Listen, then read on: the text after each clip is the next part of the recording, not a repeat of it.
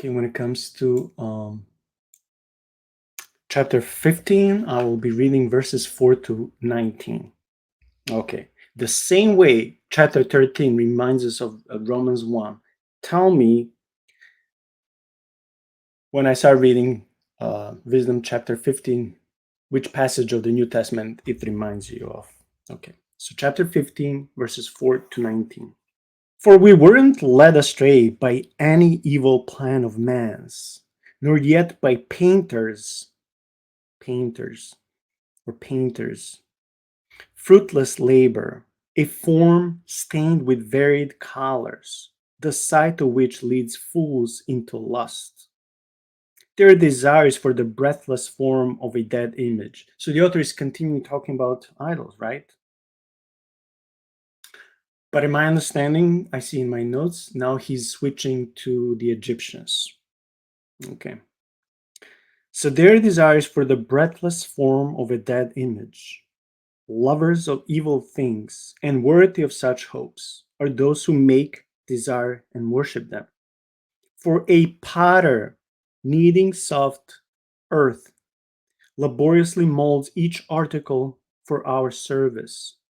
He fashions out of the same clay both the vessels that minister to clean uses and those of a country sort, all in like manner. So, does this remind you as another chapter in the book of Romans? What will be the use of each article of either sort? The potter is the judge. Also, laboring to an evil end, he molds a vain God out of the same clay. He who, having but a little before been made of earth, after a short space goes his way to the earth, out of which he was taken, when he is required to render back the soul which was lent him. So powerful. However, he has anxious care, not because his powers must fail, not because his span of life is short, but he compares himself with goldsmiths and silversmiths, and the imitators, and he imitates molders in brass, and esteems it glory that he molds counterfeits. So again, this is another book of Romans, chapter 9, and I think it will be doing ourselves a favor and reading Wisdom chapter 15 before we jump to conclusion that Romans chapter 9 God foreordained or elected in the eternity past some to perdition. I think we jump to that conclusion and we should bite our tongue and go back and read um, some other biblical, specifically Old Testament passages that help us with the context, but also Wisdom chapter 15 helps us to understand when it comes to the potter. So and I learned this in my Romans class. A lot of what Paul wrote, he didn't just invent. It came from his culture, from his studies. And when I say culture, yes, specifically Jews, but also what he also wrote it and taught sometimes align with the Greek and pagan philosophers. So what Paul said about the potter in Romans 9 is not the first time when someone used it. So unknown author of the Book of Wisdom used it. I don't know what time was the Book of Romans written, but if this came 50 years before Jesus, so that's easily 80 years before Paul wrote about a potter.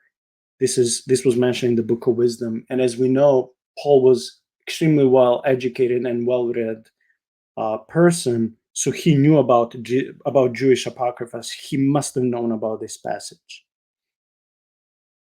Okay, again, back to the potter. His heart is ashes. His hope is of less value than earth. His life is of less honor than clay, because he was ignorant of him who molded him, and of him that inspired into him an active soul, and breathed into him a vital spirit.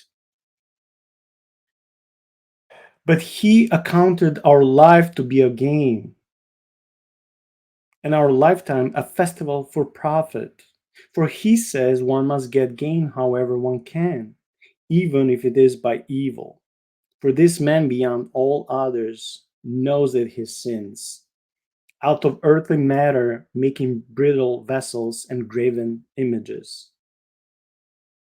But most foolish and more miserable than a baby are the enemies of your people who oppress them, because they even considered all the idols of the nations to be gods, which have neither the use of eyes for seeing, nor nostrils for drawing breath, nor ears to hear, nor fingers for handling, and their feet are helpless for walking. For a man made them, and one whose own spirit is borrowed molded them. For no one has power as a man to mold a god like to himself. But being mortal, he makes a dead thing by the work of lawless hands. For he is better than the object of his worship, since he indeed had life, but they never did. Yes, and they worship the creatures that are most hateful. For being compared as to lack of sense, these are worse than all others. Neither, as seen beside other creatures, are they beautiful, so that one should desire them, but they have escaped both the praise of God and his blessing. Wow.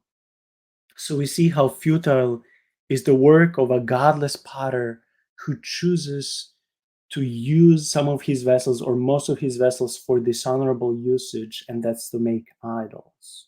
That's to put him to a disgraceful usage, right? So that he himself, or his customers, his friends, his family members will bow down and pray to these idols.